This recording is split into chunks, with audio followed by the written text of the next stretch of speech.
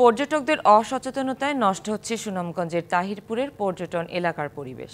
নিয়মনীতির তোয়াক্কা না করে পর্যটকরা যত্রতত্র প্লাস্টিক, চিপসের প্যাকেট ও পলিথিন ফেলছেন, যার প্রভাব পড়ছে পরিবেশ ও কৃষিতে।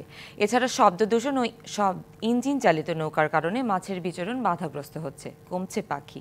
এজন্য অপরিকল্পিত ও অনিয়ন্ত্রিত পর্যটনকে দায়ী করছেন পরিবেশবিদরা।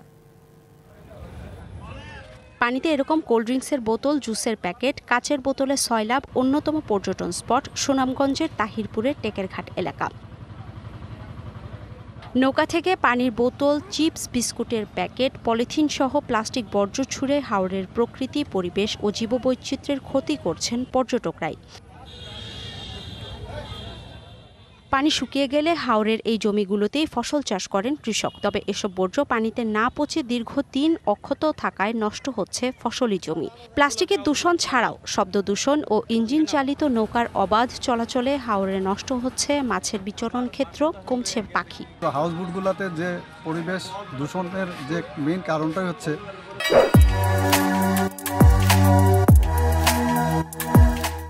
আবর্জনাগুলো তারা নির্দিষ্ট স্থানে ফেলায় না। পানিটা যখন শুকিয়ে যাবে, এটা কিন্তু নির্দিষ্ট কারো জায়গা, এখানে জমি চাষ হয়। কাচের বোতলগুলো কিন্তু আমাদের যে কৃষিক্ষেত্রে নানা ধরনের সমস্যা হচ্ছে। সামান্য জিনিসটা একটু কষ্ট করে ডাস্টবিনে রাখবে না, আর নৌকায়, প্রতিটা নৌকায় কিন্তু ডাস্টবিন আছে, বড় বড় নৌকাগুলোতে, কিন্তু অনেকেই নদীতে ফেলে দিচ্ছে। আমরা যারা ঘুরছি আমরা এগুলো ফেলছি। এত সুন্দরের মধ্যে এই অসুন্দরটা আসলে ভালো লাগছে না। দূষণ রোধে প্রশাসনের তরফ থেকে নির্দেশনা প্রণয়ন করা হলেও তা রয়ে গেছে কাগজপত্রেই। পরিবেশ ও জীববৈচিত্র্যের রক্ষায় নানা পদক্ষেপ নেওয়ার পাশাপাশি পর্যটকদের সচেতন হওয়ার আহ্বান সংশ্লিষ্টদের।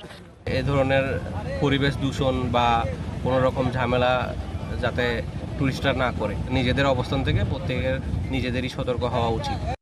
স্থানীয় ব্যবসায়ীদেরকে সচেতন করা হচ্ছে এবং স্থানীয় জেলে যারা আছে, যারা নৌকা করে বিভিন্ন ধরনের পণ্য বিক্রি করে, তাদেরকেও সচেতন করা হচ্ছে এবং নিয়মিতভাবে পরিষ্কার পরিচ্ছন্ন অভিযান পরিচালনা করা হচ্ছে। হাওর ও পর্যটন এলাকার সৌন্দর্য ও বৈচিত্র্য রক্ষায় প্রশাসন আরও তৎপর হবে, এমনটি আশা সুনামগঞ্জবাসীর। DBC news desk.